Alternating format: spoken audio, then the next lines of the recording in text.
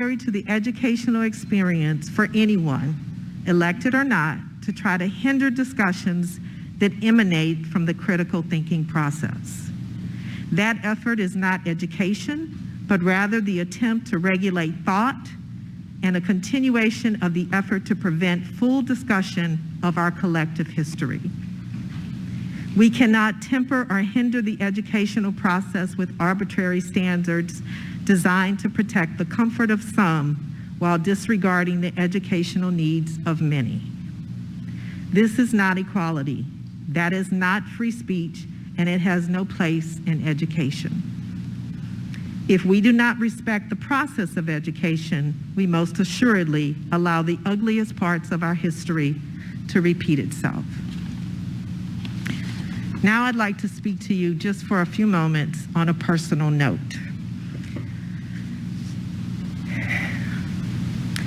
When I ran for school board, I understood that there would be people who wouldn't agree with me. And I decided that in my heart and my mind, I would meet with those people and we would work it out and have civil discussion. But now in this current political atmosphere, there has been a sanctioning of something other than legitimate political discourse. In the last few days, I received a letter from a constituent who expressed his extreme desire to tar and feather me. Now, I'm a bit of a history buff, and so I understand the history of that practice. It, in the history of the United States, has been used to intimidate African Americans and tell them where their place is, along with cross burnings and lynchings and a number of other horrific things. So I want to say this unequivocally. My place today is at this dais.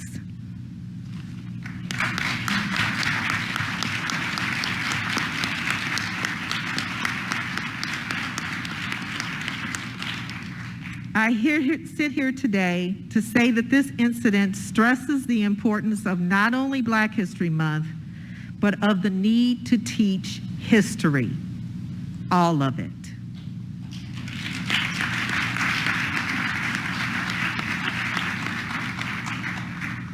Cross burnings, Jim Crow laws, lynchings, the more than 1 million people who died at sea just so they could be forcibly ripped and divided from their families so that they could provide free labor is part of that history.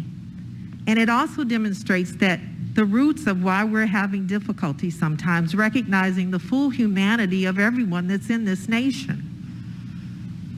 The same issue has arisen for other people in this country, not just African Americans. Until we teach the full breadth of the American experience, there will be those who reach back and try the tactics of the past to try to gain advantage. The history of African Americans is a story of triumph and tragedy. It provides us lessons along the way that we must absorb and learn in order to achieve a more perfect union. As Maya Angelou said in one of my favorite poems detailing the Black experience, she said, "Despite it all, and still I rise." It is my hope that we join to get together today as a community in celebration of this history that is our history, and that we rise together as we learn and celebrate one another. Happy Black History Month. Thank you, Ms. Keys-Gamarra. Quick reminder, we do have a mask policy in effect. We do ask everyone in the audience to keep your masks on, or please go to the overflow room if you need a break. Thank you. Dr. Anderson. Thank you.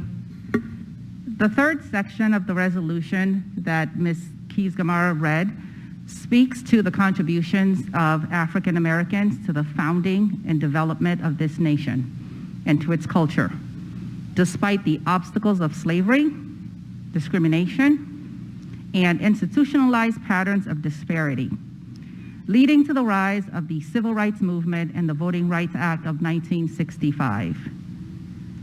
More recent examples of this type of activism are reflected in the Black Lives Matter movement, the 1619 Project, and other initiatives that foster intentional reflections and investigation to weed out the root causes which perpetuate inequity, injustice, discrimination, and lack of access and opportunity.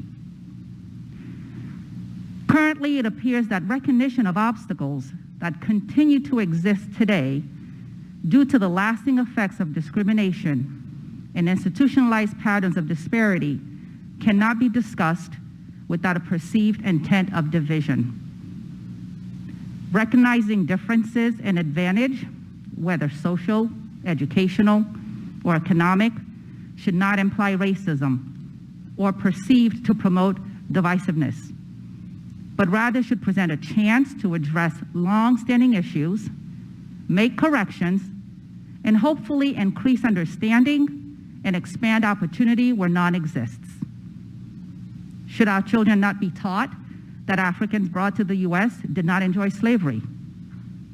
Should they not be taught that Jim Crow, redlining, and other practices have created obstacles for Black families to build wealth and achieve the American dream? Should they not be made aware that our daily lives are impacted by the privileges either afforded or not afforded given one's circumstances? As a person with advanced degrees and adequate resources, I maintain a much easier time navigating the various systems of our lives. But often, walking into certain spaces where my color and gender are the first observations being made by others, the result has placed me in a position for an uphill climb to be seen as a complete person, to be heard, and to be found worthy. Add an immigrant background to the mix, and the challenges are exponentially multiplied. Should our students not be made cognizant of this reality and be given the tools to combat inequity and pursue course corrections to allow everyone, regardless of circumstance, a shot at the American dream? Black history isn't only about the contributions of Black folk. It's also about the efforts to overcome the obstacles that impact Black folk. It's about naming the struggles to inform future practices and legislation in the hopes of developing a generation that is more tolerant, more inclusive than the current. In a letter written by Dr. Martin Luther King Jr. from the Birmingham jail in 1963, Dr. King writes, "We merely bring to the surface the hidden tension that is already alive. We bring it out into the open, where it can be seen and dealt with, like a boil that could never be cured as long as it is covered up but must be opened with all its ugliness to the natural medicines of air and light. And justice must be exposed with all of the tension its exposure creates to the light of human conscience and to the air of national opinion before it can be cured." There is space for us to adhere to Dr. King's words. Thank you for joining us for this very important recognition and resolution. Happy Black History Month.